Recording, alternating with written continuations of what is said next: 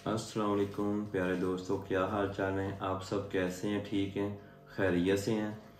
अल्लाह ताला आपको हमेशा खुश रखे और खुश रहें। उम्मीद है अल्लाह ताला अपना ख़ास फजल करे, अल्लाह ताला आपको सानियाँ दे और आप लोगों को सानियाँ दे। और प्लीज़ हमारे चैनल को सब्सक्राइब करें, लाइक करें, शेयर करें। मैंने आज एक टॉपिक पे बात करनी है। कल 2-3 क्वेश्चन आए हैं मुझे। उन्होंने पूछा कि अगर हम विज़िट वीज़ा पर जर्मनी आएँ तो क्या वो वर्क परमिट में चेंज हो सकता है?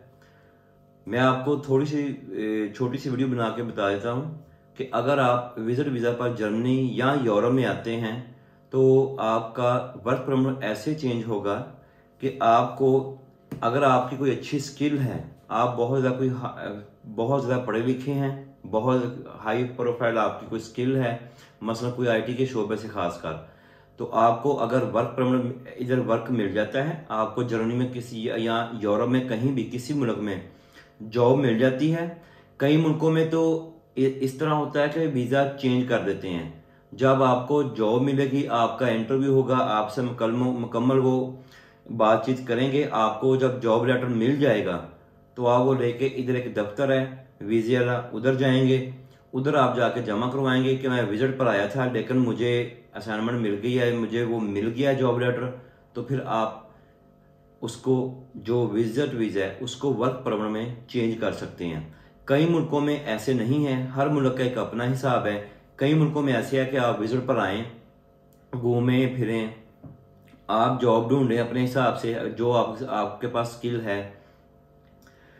जब आपको कोई आईटी के शोबा से जॉब मिल जाए, कोई आप टेक्निकल बहुत ज़्यादा हैं, माहिर हैं, उसकी जॉब मिल जाए, तो कुछ मुल्कों में ऐसे है कि आपको वो इंटरव्यू होगा, आपको बुलाएंगे, आपका काम चेक करेंगे, आपको हो सकता 2, 4, 8, 10 दफ़ा बुलाएं, वो आपको उसका खर्चा पे करेंगे। जब आप विजिट वीज़ा पर आएंगे वो आपको खर्चा पे करेंगे। अगर आप उनको पसंद आते हैं तो वो आपके साथ कॉन्ट्रैक्ट करेंगे। जब एक एग्रीमेंट हो जाएगा तो कई मुल्कों में ऐसे है कि आप उनसे उसी टाइम स्पॉन्सर लेटर भी लेके जाएंगे, या कई दफ़ा वो ईमेल में बाद में भेज देते हैं।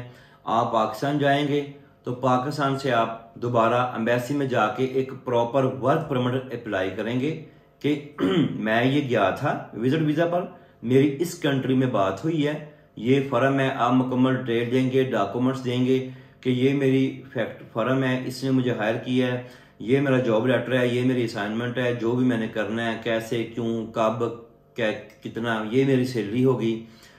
तो फिर आप एम्बेसी में दोबारा जाएंगे, दोबारा अप्लाई करेंगे और दोबारा आप वर्क परमिट वीज़ा लेकर आएंगे। लेकिन वर्क परमिट ऐसे नहीं होगा। जब आप पाकिस्तान में जाके पेपर जमा करवाएंगे, वो एम्बेसी वाले दोबारा किसी भी यूरोप की कंट्री में, चाहे वो Germany, Spain, France, Belgium, Holland है, उसमें वो रब्ता करेंगे उस फैक्ट फर्म से कि क्या ये बंदा आपके पास आया था, क्या आपने इसे हायर किया है। फिर उसके बाद वो सोचते हैं कि हाँ कन्फर्म है।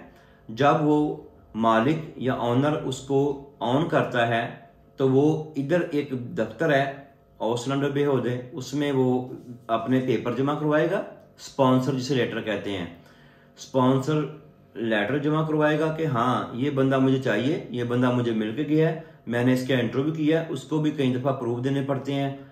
फिर वो इधर वो दफ्तर में, वीज़ा के दफ्तर में प्रूफ देगा, वो अपना स्पॉन्सर लेटर देगा, अपने जिम्मेदारी मुकम्मल लेगा उस बंदे की कि हाँ ये बंदा मेरे पर आएगा, काम करेगा।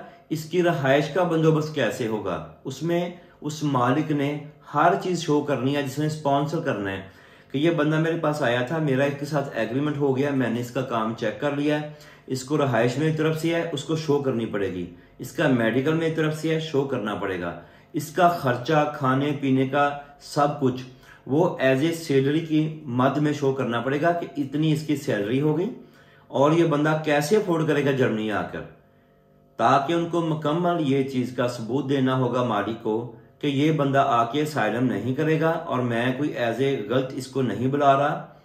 उसको हर तरह के इधर सबूत देने पड़ेंगे, काफ़ी डिटेल्स का, काफ़ी पेपर कार्रवाई होगी, तो फिर जाकर उसको वीज़ा मिलेगा। उसको हर किस्म का एग्रीमेंट देना पड़ेगा, उधर मकान का, मेडिकल का, रहायश, हर चीज़ को देना पड़ेगा वीज़ा ऑफिस में, वो देगा। फिर पाकिस्तान वाले आपको बुलाएंगे, वो आपको कहेंगे ठीक है जी आपकी तस्दीक हो गई है, आपके ऑनर ने ऑन कर दिया है, अब आप आ जाएं हमारे से, वीज़ा लें और जाएं। पहला साल का होगा, फिर उधर अगर आप काम करते रहते हैं तो फिर दो साल का, 3 साल का, डिपेंड करता है कि आपका वर्क परमिट है कितनी देर का। क्योंकि जर्मनी में जो मालिक भी आपके साथ एग्रीमेंट करेगा वर्क का, वो लिखा होगा 1 साल का, 2 साल का, 3 साल का, वो एग्रीमेंट में लिखा होगा कि कितने साल का आप एग्रीमेंट कर रहे हैं, तो उस बेस पे आपको वीजा मिलेगा। और एक बात याद रखें, बहुत अहम पॉइंट बता रहा हूं, जब आपका जर्मनी में वर्क परमिट खत्म हो जाए तो 3 माह आपके पास टाइम है। बड़ा अहम पॉइंट दे रहा हूं, ये गौर से सुने। अगर आपको हायर किया किसी आईटी के शोबा से या किसी भी स्किल के शोबा से, आप टेक्निकल हैं, आप कुछ भी करते हैं, आपकी स्किल बहुत अच्छी है, बड़ा पॉइंट बता रहा हूं, आपको 3 साल का कॉन्ट्रैक्ट मिला है, आपने 3 साल उस फर्म में जॉब कर ली है, ठीक है, बिल्कुल ठीक है। लेकिन जब आपका 3 साल कॉन्ट्रैक्ट खत्म हो जाएगा, इसका हरगिज मतलब ये नहीं कि आप उसी टाइम पाकिस्तान आपको जाना पड़ेगा या ये डिपोर्ट करेंगे या आपको उसी टाइम फ्लाई करना पड़ेगा। नहीं, ऐसा बिल्कुल नहीं है। अगर आपने साल काम किया है, 2 साल किया है, 3 साल किया है, तो आपको एक चांस मिलेगा 3 माह का। आपने जब जॉब कर ली, कॉन्ट्रैक्ट खत्म हो गया, 3 माह का आपका वीजा एक्सटेंड होगा फ्री में। वो आपको 3 माह का मौका देंगे कि आप किसी भी कंट्री में, चाहे जर्मनी है, फ्रांस, बेल्जियम, हॉलैंड में, आप 3 माह के अंदर दोबारा कोई जॉब ढूंढ सकते हैं अपने मुताबिक, तो आपको दोबारा वर्क परमिट मिल जाएगा। जब आपका पहली फर्म से कॉन्ट्रैक्ट खत्म हो जाएगा और 3 माह का आपको टाइम मिलेगा कि 3 माह का एक्स्ट्रा वीजा मिलेगा आपको, कि अगर हो सकता है आप इतने काबिल हैं तो आप अपनी नई जॉब ढूंढ लें, तो आपको दोबारा वर्क परमिट उस फिर नई फर्म से आपको वही दोबारा प्रोसीजर होगा, लेकिन पाकिस्तान नहीं जाना पड़ेगा या इंडिया नहीं जाना पड़ेगा। आपको दोबारा उधर से इधर बैठे जर्मनी में, फ्रांस, बेल्जियम, हॉलैंड में आपको वर्क जब 3 माह आपके होंगे, उसी में आपने नई जो जॉब ढूंढ ली, तो आप नए मालिक से कॉन्ट्रैक्ट करेंगे, सारे एग्रीमेंट हो जाएंगे काम के, सैलरी, हर चीज के, वो लेके आप दफ्तर में जाएंगे, आपको दोबारा आगे वीजा शुरू हो जाएगा। मेरा समझाने का और कहने का, इंफॉर्मेशन देने का मतलब ये बिल्कुल नहीं था कि अगर आपका 3 साल का या 2 साल का या साल का कॉन्ट्रैक्ट खत्म हुआ है तो आपने सेम डे बैक जाना है, ऐसा बिल्कुल नहीं। 3 माह आपके पास प्ली टाइम है कि आपके पास टाइम है, आप नई जॉब ढूंढें और नया वीजा लें, नया वर्क परमिट लें।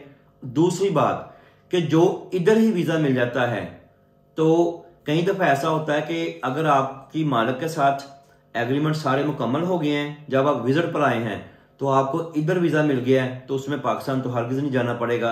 उसमें फिर कुछ थोड़े से ज्यादा डॉक्यूमेंट्स होते हैं, वो आपको देने पड़ेंगे, लेकिन वो मालिक जो है आपकी, जिसने आपसे एग्रीमेंट किया है किसी भी काम का या किसी भी स्किल का, वो आपको प्रोवाइड करेगा सारे एग्रीमेंट। तो फिर आप उसमें दोबारा इधर वीजा ऑफिस में जाके वीजा अप्लाई कर सकते हैं और आपको इधर से ही दोबारा वीजा मिल जाएगा।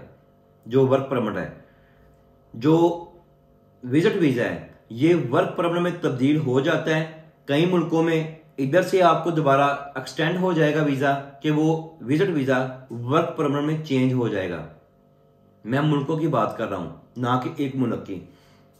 कई दफा वो आपको पाकिस्तान जाना पड़ेगा, आपको बताना पड़ेगा कि मैं गया था, मैंने जॉब ढूंढ ली है और अब मैं दोबारा जाना चाहता हूं, वो इस 5 साल का दोबारा प्रोसीजर चलेगा। तो आप जर्मनी वापस आएंगे या हॉलैंड, बेल्जियम, स्पेन, जहां भी है, और अपनी जॉब कंटिन्यू कर सकेंगे। आज की इंफॉर्मेशन इतनी थी। दोस्तों से कहना था कि प्लीज अगर आपको वीडियो अच्छी लगी, कमेंट करें, लाइक करें और शेयर करें और सब्सक्राइब लाजमन करें। तो अब मैं आपसे इजाज़त चाहता हूँ। अल्लाह हाफिज़।